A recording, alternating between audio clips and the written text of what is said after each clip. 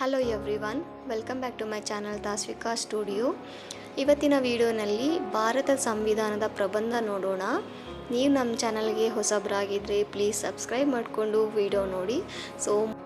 So ಇನ್ನೂ ಹೆಚ್ಚಿನ ವಿಡಿಯೋಗಳನ್ನು ಅಪ್ಲೋಡ್ ಮಾಡೋದಕ್ಕೆ ನಮಗೆ ಎಂಕರೇಜ್ ಮಾಡಿ. ಭಾರತದ ಸಂವಿಧಾನದ ಪ್ರಬಂಧ. ಪೀಠಿಕೆ.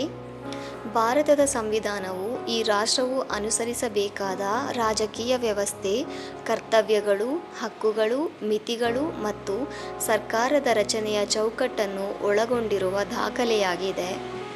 ಇದು ಭಾರತೀಯ ನಾಗರಿಕರ ಹಕ್ಕುಗಳು ಮತ್ತು ಕರ್ತವ್ಯಗಳನ್ನು ಸಹ ವಿವರಿಸುತ್ತದೆ.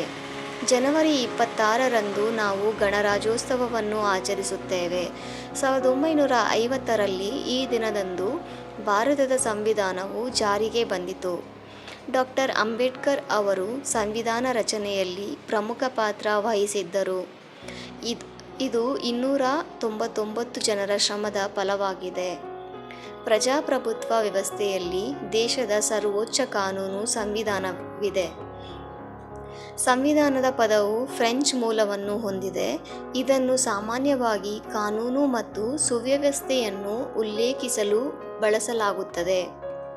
ಭಾರತದ ಸಂವಿಧಾನವು ನಾವು ಜನರು ಎಂಬ ಪದಗುಚ್ಛಗಳೊಂದಿಗೆ ಪೀಠಿಕೆಗಳೊಂದಿಗೆ ಪ್ರಾರಂಭವಾಗುತ್ತದೆ ಮತ್ತು ಸಂವಿಧಾನದ ಮೌಲ್ಯಗಳಾದ ಸಮಾನತೆ, ಸ್ವಾತಂತ್ರ್ಯ, ಜಾತ್ಯತೀತತೆ ಮತ್ತು ಭ್ರಾತೃತ್ವದ ಬಗ್ಗೆ ಮಾತನಾಡುತ್ತದೆ. ಭಾರತದ ಸಂವಿಧಾನವು ವಿಶ್ವದ ಅತ್ಯಂತ ಉದ್ದವಾದ ಸಂವಿಧಾನಗಳಲ್ಲಿ ಒಂದಾಗಿದೆ. ನಮ್ಮ ಭಾರತೀಯ ಸಂವಿಧಾನವು 465 ಲೇಖನಗಳು, 12 ಅನುಸೂಚಿಗಳು, 22 ತಿದ್ದುಪಡಿಗಳು ಮತ್ತು 1,46,385 ಪದಗಳನ್ನು ಒಳಗೊಂಡಿದೆ. ಉಪಸಂಹಾರ. ಭಾರತದ ಸಂವಿಧಾನವು ನಾಗರಿಕರ ಮೂಲಭೂತ ಹಕ್ಕುಗಳು ಮತ್ತು ಕರ್ತವ್ಯಗಳು, ರಾಜ್ಯ ನೀತಿಯ ನಿರ್ದೇಶನ ತತ್ವಗಳು ಮತ್ತು ಭಾರತ ಸರ್ಕಾರದ ಫೆಡರಲ್ ರಚನೆಯನ್ನು ಒಳಗೊಂಡಿದೆ. ಪ್ರತಿಯೊಂದು ನೀತಿ, ಹಕ್ಕು ಮತ್ತು ಕರ್ತವ್ಯವನ್ನು ಭಾರತೀಯ ಸಂವಿಧಾನದಲ್ಲಿ ಸುದೀರ್ಘವಾಗಿ ವಿವರಿಸಲಾಗಿದೆ. ಇದರಿಂದಾಗಿ ಇದು ವಿಶ್ವದ ಅತ್ಯಂತ ಉದ್ದವಾದ ಲಿಖಿತ ಸಂವಿಧಾನವಾಗಿದೆ. ಭಾರತದ ಸಂವಿಧಾನದ ರಚನೆ. ಭಾರತೀಯ ಜನರ ಪ್ರತಿನಿಧಿಗಳು ಸುದೀರ್ಘ ಚರ್ಚೆಗಳು ಮತ್ತು ಚರ್ಚೆಗಳ ನಂತರ ಭಾರತೀಯ ಸಂವಿಧಾನವನ್ನು ರಚಿಸಿದರು. ಇದು ವಿಶ್ವದ ಅತ್ಯಂತ ವಿವರವಾದ ಸಂವಿಧಾನವಾಗಿದೆ. ಭಾರತದ ಸಂವಿಧಾನದಂತಹ ಸೂಕ್ಷ್ಮ ವಿವರಗಳನ್ನು ಬೇರೆ ಯಾವುದೇ ಸಂವಿಧಾನವೂ ಮಾಡಿಲ್ಲ. ಭಾರತದ ಸಂವಿಧಾನವನ್ನು 1946ರಲ್ಲಿ ಸ್ಥಾಪಿಸಲಾದ ಸಂವಿಧಾನ ಸಭೆಯಿಂದ ರಚಿಸಲಾಗಿದೆ. ಡಾಕ್ಟರ್ ರಾಜೇಂದ್ರ ಪ್ರಸಾದ್ ಅವರು ಸಂವಿಧಾನ ಸಭೆಯ ಅಧ್ಯಕ್ಷರಾಗಿ ಆಯ್ಕೆಯಾದರು. ಸಂವಿಧಾನವನ್ನು ರಚಿಸಲು ಕರಡು ಸಮಿತಿಯನ್ನು ನೇಮಿಸಲಾಯಿತು. ಡಾಕ್ಟರ್ BR ಅಂಬೇಡ್ಕರ್ ಅವರನ್ನು ಅಧ್ಯಕ್ಷರನ್ನಾಗಿ ನೇಮಿಸಲಾಯಿತು. ಗಣರಾಜ್ಯೋತ್ಸವ ಆಚರಣೆ.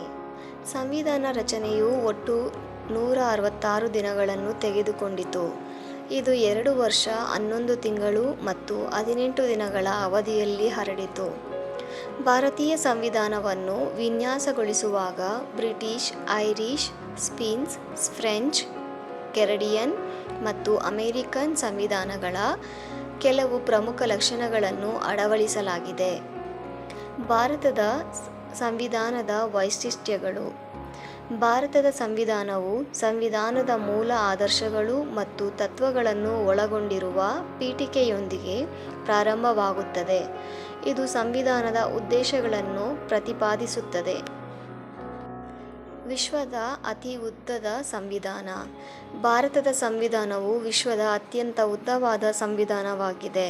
ಇದು ಪ್ರಾರಂಭದ ಸಮಯದಲ್ಲಿ 22 ಭಾಗಗಳಲ್ಲಿ 395 ಲೇಖನಗಳನ್ನು ಮತ್ತು 8 ವೇಳಾಪಟ್ಟಿಗಳನ್ನು ಹೊಂದಿತ್ತು. ಈಗ ಇದು 25 ಭಾಗಗಳಲ್ಲಿ 448 ಲೇಖನಗಳನ್ನು ಮತ್ತು 12 ವೇಳಾಪಟ್ಟಿಗಳನ್ನು ಹೊಂದಿದೆ. ಭಾರತೀಯ ಸಂವಿಧಾನದಲ್ಲಿ ಇಲ್ಲಿಯವರೆಗೆ 104 ತಿದ್ದುಪಡಿಗಳನ್ನು ಮಾಡಲಾಗಿದೆ. ಭಾರತೀಯ ಸಂವಿಧಾನದ ಬಿಗಿತ ಮತ್ತು ನಮ್ಯತೆ.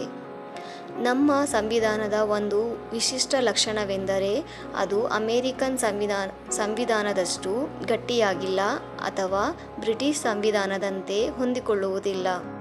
ಇದರರ್ಥ ಇದು ಭಾಗಶಃ ಕಟ್ಟುನಿಟ್ಟಾಗಿರುತ್ತದೆ ಮತ್ತು ಭಾಗಶಃ ಹೊಂದಿಕೊಳ್ಳುತ್ತದೆ. ಈ ಕಾರಣದಿಂದಾಗಿ ಕಾಲದ ಬದಲಾವಣೆಯೊಂದಿಗೆ ಇದು ಸುಲಭವಾಗಿ ಬದಲಾಗಬಹುದು ಮತ್ತು ಬೆಳೆಯಬಹುದು. ಪೀಠಿಕೆಯನ್ನು ನಂತರ ಭಾರತದ ಸಂವಿಧಾನಕ್ಕೆ ಸೇರಿಸಲಾಗಿದೆ. ಮೂಲ ಸಂವಿಧಾನಕ್ಕೆ ಪೀಠಿಕೆ ಇಲ್ಲ. ಭಾರತವು ಸಾರ್ವಭೌಮ, ಸಮಾಜವಾದಿ, ಜಾತ್ಯತೀತ ಮತ್ತು ಪ್ರಜಾಸತ್ತಾತ್ಮಕ ಗಣರಾಜ್ಯ ಎಂದು ಮುನ್ನುಡಿ ಹೇಳುತ್ತದೆ. ಮುನ್ನುಡಿಯಲ್ಲಿ ಹೇಳಲಾದ ಉದ್ದೇಶಗಳು ನ್ಯಾಯ, ಸ್ವಾತಂತ್ರ್ಯ, ಎಲ್ಲ ನಾಗರಿಕರಿಗೆ ಸಮಾನತೆ ಮತ್ತು ರಾಷ್ಟ್ರದ ಏಕತೆ ಮತ್ತು ಸಮಗ್ರತೆಯನ್ನು ಕಾಪಾಡಿಕೊಳ್ಳಲು ಭ್ರಾತೃತ್ವವನ್ನು ಉತ್ತೇಜಿಸುವುದು. ಏಕೀಕೃತ ವೈಶಿಷ್ಟ್ಯಗಳೊಂದಿಗೆ ಫೆಡರಲ್ ವ್ಯವಸ್ಥೆ. ಸರ್ಕಾರದ ಅಧಿಕಾರಗಳನ್ನು ಕೇಂದ್ರ ಸರ್ಕಾರ ಮತ್ತು ರಾಜ್ಯ ಸರ್ಕಾರಗಳ ನಡುವೆ ಹಂಚಲಾಗುತ್ತದೆ. ಸಂವಿಧಾನವು 3 ರಾಜ್ಯ ಅಂಗಗಳ ಅಧಿಕಾರವನ್ನು ವಿಭಜಿಸುತ್ತದೆ, ಅಂದರೆ ಕಾರ್ಯಾಂಗ, ನ್ಯಾಯಾಂಗ ಮತ್ತು ಶಾಸಕಾಂಗ. ಆದ್ದರಿಂದ ಭಾರತೀಯ ಸಂವಿಧಾನವು ಒಕ್ಕೂಟ ವ್ಯವಸ್ಥೆಯನ್ನು ಬೆಂಬಲಿಸುತ್ತದೆ. ಇದು ಬಲವಾದ ಕೇಂದ್ರೀಯ ಅಧಿಕಾರ, ತುರ್ತು ನಿಬಂಧನೆಗಳು, ರಾಷ್ಟ್ರಪತಿಗಳಿಂದ ಗವರ್ನರ್ಗಳ ನೇಮಕ ಮುಂತಾದ ಅನೇಕ ಏಕೀಕೃತ ಲಕ್ಷಣಗಳನ್ನು ಒಳಗೊಂಡಿದೆ. ಮೂಲಭೂತ ಹಕ್ಕುಗಳು ಮತ್ತು ಮೂಲಭೂತ ಕರ್ತವ್ಯಗಳು. ಭಾರತೀಯ ಸಂವಿಧಾನವು ಭಾರತದ ನಾಗರಿಕರಿಗೆ ಮೂಲಭೂತ ಹಕ್ಕುಗಳ ವಿಸ್ತೃತ ಪಟ್ಟಿಯನ್ನು ಒದಗಿಸುತ್ತದೆ. ಸಂವಿಧಾನವು ನಾಗರಿಕರ 11 ಕರ್ತವ್ಯಗಳ ಪಟ್ಟಿಯನ್ನು ಒದಗಿಸುತ್ತದೆ. ಇದನ್ನು ಮೂಲಭೂತ ಕರ್ತವ್ಯಗಳು ಎಂದು ಕರೆಯಲಾಗುತ್ತದೆ. ಈ ಕೆಲವು ಕರ್ತವ್ಯಗಳಲ್ಲಿ ರಾಷ್ಟ್ರಧ್ವಜ ಮತ್ತು ರಾಷ್ಟ್ರಗೀತೆಯ ಗೌರವ, ದೇಶದ ಸಮಗ್ರತೆ ಮತ್ತು ಏಕತೆ ಮತ್ತು ಸಾರ್ವಜನಿಕ ಆಸ್ತಿಯ ರಕ್ಷಣೆ ಸೇರಿವೆ. ಗಣರಾಜ್ಯ. ಭಾರತವು ಗಣರಾಜ್ಯವಾಗಿದೆ ಎಂದರೆ ಸರ್ವಾಧಿಕಾರಿ ಅಥವಾ ರಾಜನು ದೇಶವನ್ನು ಆಳುವುದಿಲ್ಲ. ಸರ್ಕಾರವು ಜನರಿಂದ ಮತ್ತು ಜನರಿಗಾಗಿ. ನಾಗರಿಕರು ಪ್ರತಿ 5 ವರ್ಷಗಳ ನಂತರ ಅದರ ಮುಖ್ಯಸ್ಥರನ್ನು ನಾಮನಿರ್ದೇಶನ ಮಾಡುತ್ತಾರೆ ಮತ್ತು ಆಯ್ಕೆ ಮಾಡುತ್ತಾರೆ. ಸಂವಿಧಾನವು ಪ್ರತಿಯೊಬ್ಬ ಪ್ರಜೆಗೂ ಮಾರ್ಗಸೂಚಿಯಾಗಿ ಕಾರ್ಯನಿರ್ವಹಿಸುತ್ತದೆ. ಭಾರತವು ವಿಶ್ವದಲ್ಲಿ ಗಣರಾಜ್ಯ ಸ್ಥಾನಮಾನವನ್ನು ಪಡೆಯಲು ಸಹಾಯ ಮಾಡಿತು.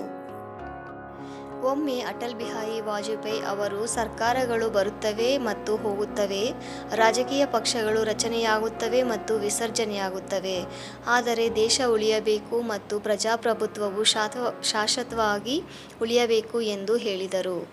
ಉಪಸಂಹಾರ. ಭಾರತದ ಸಂವಿಧಾನವು ತನ್ನ ನಾಗರಿಕರಿಗೆ ಮಾರ್ಗದರ್ಶಕ ಬೆಳಕಿನಂತೆ ಕಾರ್ಯನಿರ್ವಹಿಸುತ್ತದೆ. ಇದು ಭಾರತಕ್ಕೆ ಗಣರಾಜ್ಯ ಸ್ಥಾನಮಾನ ಪಡೆಯಲು ಸಹಾಯ ಮಾಡಿದೆ. ಭಾರತದ ಸಂವಿಧಾನವನ್ನು ಸಾಮಾನ್ಯರ ಹಿತಾಸಕ್ತಿ ಮತ್ತು ದೇಶದ ಒಟ್ಟಾರೆ ಹಿತಾಸಕ್ತಿಯನ್ನು ಪರಿಗಣಿಸಿ ನಿಖರವಾಗಿ ಸಿದ್ಧಪಡಿಸಲಾಗಿದೆ. ಇದು ನಮ್ಮ ದೇಶದ ನಾಗರಿಕರಿಗೆ ಉಡುಗೊರೆಯಾಗಿದೆ. ಡಾ. ಬಿ. ಆರ್. ಅಂಬೇಡ್ಕರ್ ಅವರು ಕರಡು ಸಮಿತಿಯ ಭಾಗವಾಗಿದ್ದ 6 ಸದಸ್ಯರ ತಂಡದೊಂದಿಗೆ ಭಾರತದ ಸಂವಿಧಾನವನ್ನು ಮಂಡಿಸಿದರು. ಹಲವಾರು ತಿದ್ದುಪಡಿಗಳ ನಂತರ ಸಂವಿಧಾನವನ್ನು ಅಂಗೀಕರಿಸಲಾಯಿತು. ಸಂವಿಧಾನ ಜಾರಿಯಾದ ನಂತರ ಹಲವು ತಿದ್ದುಪಡಿಗಳನ್ನು ಮಾಡಲಾಗಿದೆ.